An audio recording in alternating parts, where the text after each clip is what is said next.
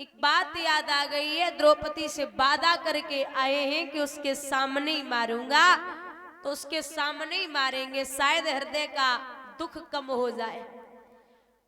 माताओं जब लेके पहुंचे तो द्रौपदी ने अश्वत्थामा को निराश देखा, तो बोली भैया, बोले हाँ, अब बता बेटा इसे मारे या छोड़े। हाथ जोड़ के द्रौपदी बोली वीरन मारना नहीं। क्यों? ये अपनी माँ गौतमी का अकेला बेटा है भैया, अगर ये मर गया तो गजब हो जाएगा। हमारे 5-5 गए, ये तो अकेला है, इसकी माँ पागल हो जाएगी। इसके पिता धृष्टद्युम्न ने पहले ही मार दिए, तो अब कोई ना है, बच्चों वीरन छोड़ दो। क्या कह रही हो? बोले हाँ भैया, ये ब्राह्मण है और आप यदुवंशी हैं, आपने ब्राह्मण पे हाथ उठा दिया तो आपको ब्रह्म हत्या लग जाएगी, छोड़ दो। धर्मराज से कहा मारे या छोड़े? धर्मराज बोले महाराज धर्म ग्रंथ कहते हो वो करो। अर्जुन से कहा मारे या छोड़े? अर्जुन बोले हमारी समझ में मार दो। भीम से कहा मारे या छोड़े? भीम बोले अगर तुमने छोड़ दो तो हम मार दिए, जब छोड़ना नहीं है। नकुल सहदेव ने भी यहाँ किया, सबकी राय ली। अब भगवान बोले हम बताएं क्या करने है?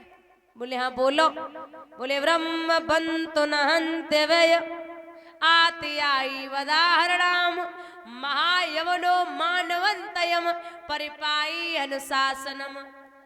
धर्म ग्रंथ ये कहते हैं कि ब्राह्मण पे कभी हाथ नहीं उठाना चाहिए और बच्चों को मारने वाले को कभी छोड़ना नहीं चाहिए। अब आप बताओ, बच्चों को मारने वाले को छोड़ना नहीं है और ब्राह्मण पे हाथ नहीं उठाना है, और वो तो जाति का ब्राह्मण और बच्चों को भी मारा है। बोले क्या करें? तो भगवान बोले मौत के बराबर एक सजा होती है। क्या? जैसे आप किसी को मारोगे वो एक बार में मर जाएगा, लेकिन हजारों लोगों में आप किसी एक को बुला के उसकी बेइज्जती कर दो, तो जब जब वो दर्पण में मुख देखेगा तब तब रोज रोज तिल तिल मरेगा। तो द्रोणी का सिर चीर कर मणि को लिया निकार, लज्जित नीचा सिर किए निकल चला चंडाल। अश्वत्थामा जा रहा था, महाराज निगाह डाली है, अभिमन्यु की पत्नी उत्तरा बैठी हुई जो गर्भावस्था में थी, उसने एक ब्रह्म बाण छोड़ा तो महाराज गर्भवती उत्तरा के गर्भ की तरफ वो बाण चला। अर्जुन ने जब तक काटा तब तक वो बाण उत्तरा के गर्भ में जा लगा। एकदम से उत्तरा चिल्लाई अरे ओ मामा कृष्ण पाहि पाहि महायोगिन देव देव जगतपते नान्यम तद पदम पश्ये यत्ति वृत्ति परशरम। मामा आप मुझे मार दो लेकिन मेरे बच्चे को बचा लो, मेरी मौत हो जाए लेकिन बेटा बच जाए। पांडवों के यहाँ दिया जलाने वाला कोई नहीं बचा। बाबा यहाँ चौपाई में लिखते हैं हो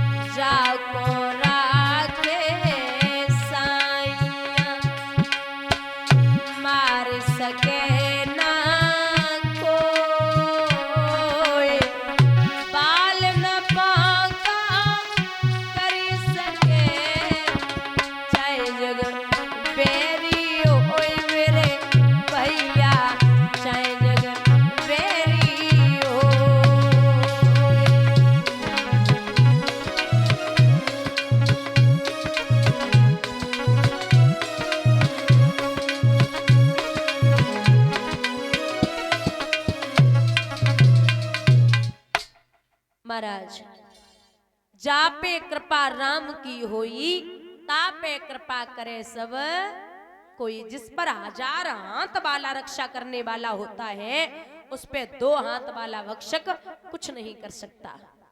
भगवान ने दोबारा प्राण डाले। अच्छा, प्रभु कभी गर्भ में प्रवेश नहीं करते, भगवान अवतार लेते हैं, गर्भ में कभी प्रवेश नहीं करते, लेकिन पहली बार भगवान ने उत्तरा के गर्भ में प्रवेश किया बचाने के लिए। जैसे एक सच्चा भक्त भगवान के बारे में सब जानता है, वैसे ही कुंती समझ गई कि हमारे कन्हैया ने हमारे वंश को फिर बचाई लियो। सो सामने खड़ी हो गई, और सामने खड़ी होकर के महाराज नमस्ते पुरुषत्वाधीमश्वरम प्रकटे परम अलक्षम शरभूताम नाना मंतहिरम वस्तितम कृष्णाय वासुदेवाय देवकी नंदाय नंद गोप कुमाराय गोविंदाय नमो नमः। नमा पंकजा नावाय नमा पंकज मालिने नमा पंकज नेत्राय नमस्ते पंचग्रहे।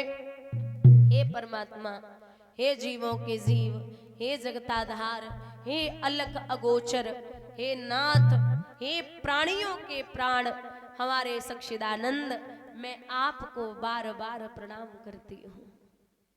आप देवकी नंदन है।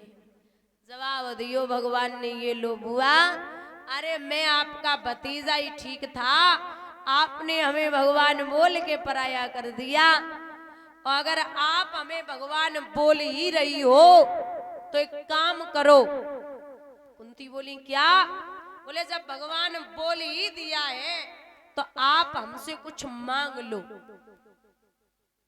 कुंती बोली अगर देना चाहते हो ना तो सबसे बड़े बेटे को कुछ दे दो। माताओं, जब ये कहा कि बेटे को कुछ देना है तो धर्मराज से पूछा भगवान ने कि बोलिए क्या चाहिए। धर्मराज बोले कि कुछ ज्यादा नहीं, बस इतना दे दो कि हमारे धर्म में कभी कमी ना आए। नकुल सहदेव ने सेवा मांगी, भीम ने कहा कि मेरे बल में कभी कमी न हो। अर्जुन ने साथ मांगा। भगवान की एक बहन है जिसका नाम है सुभद्रा, उसने कहा कि भैया आपके पद रूपी चरण कमलों में मेरा मन रूपी भमरा विलुप्त हो जाए, बस मैं इतना चाहती हूँ। भगवान ने कहा तथास्तु। सबने वरदान मांगे। अब नंबर वाओ बुआ कुंती को। तो बुआ से पूछी क्या चाहिए, तो बुआ जवाब दे रही कृष्ण पहले तो हमें कुछ नहीं चाहिए, अगर देना चाहते हो तो एक चीज दे दो। बोले क्या? हमें दुख चाहिए। क्या मांगा? तेज बोलो। दुख। दुख मांगा। अब भगवान की आंखों में आंसू आए और एक बात कही, बुआ आपका दुख से पेट नहीं भरता क्या? क्योंकि आप ध्यान देना, ये जो कुंती है इनका असली नाम कुंती नहीं है, इनका असली नाम है प्रथा। ये सूरसेन की बिटिया है और सूरसेन के पुत्र हैं वसुदेव, वसुदेव के बेटा है कृष्ण, इसीलिए कृष्ण कुंती को बुआ बोलते थे। और ये प्रथा जो थी सूरसेन की बिटिया, सूरसेन के मित्र एमपी यानी कि मध्य प्रदेश में मुरैना जिला पड़ता है, वहां के राजा थे कुंतभोज, तो उनके कोई संतान नहीं थी, उन्होंने प्रथा को गोद ले लिया, तो राजा को नाम कुंतभोज, बिटिया को नाम पड़ गयो कुंती। अब भगवान बोले बाप का साया हट गया।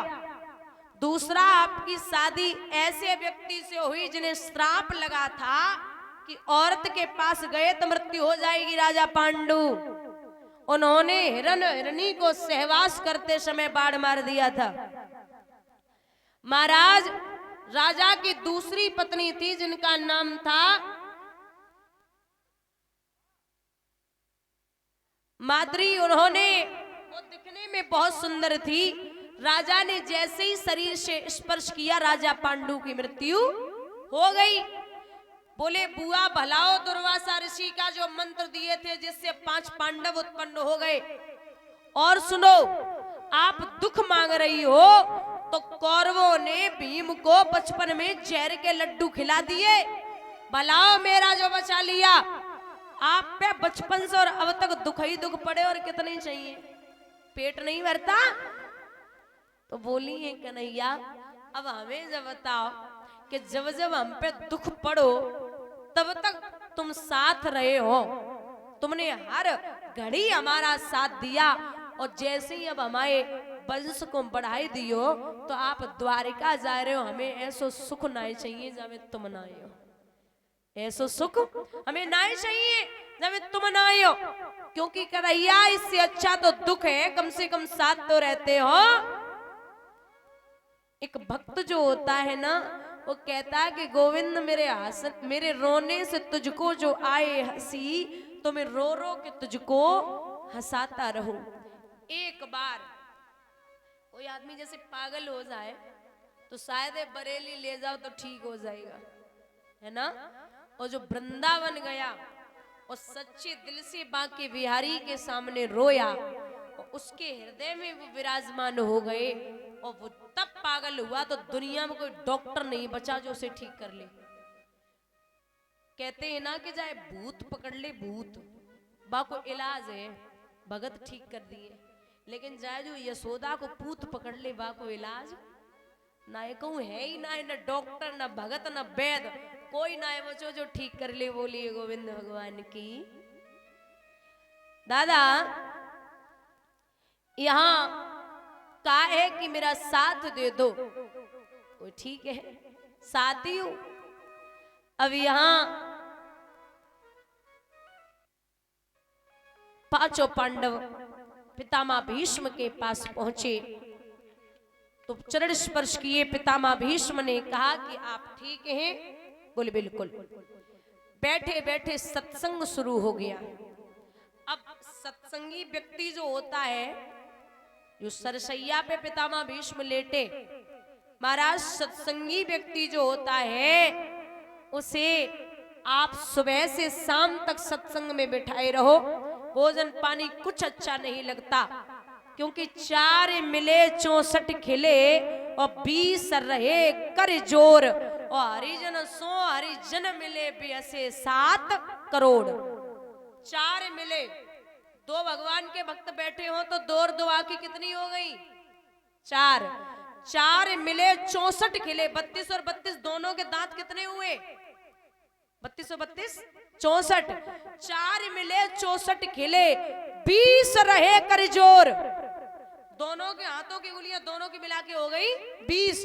हरिजन सो हरिजन मिले, एक इंसान, हरिजन मतलब भगवान के भक्त, हरिजन भगवान के भक्त बेअसे 7 करोड़। एक आदमी के शरीर में 3.5 करोड़ रोमा होते हैं, और दोनों के मिला के हो गए 7। जब प्रभु की चर्चा चलती है तो पूरा शरीर ही खिल उठता है। ऐसे सत्संगी होते हैं। यहाँ फागुन के महीने में ओम नाम हरिओम कह किया कृष्ण को प्रणाम, भारत के श्रृंगार वो जा पहुंचे सुरधाम। पितामह भीष्म ने अंतिम सांसें ली, हरर गंगा के किनारे दफनाया। वापस आए तो 9 महीने के बाद में मैया उत्तरा के गर्भ से एक बालक ने जन्म लिया, जिसका नाम रखा गया है परीक्षित। बोलिए परीक्षित महाराज की। ढंग से बोलो थोड़ा सा, बोलिए परीक्षित महाराज की। आइए माताएं 2-4 खड़ी हो जाएं, थोड़ा सा बधाई डाल ले।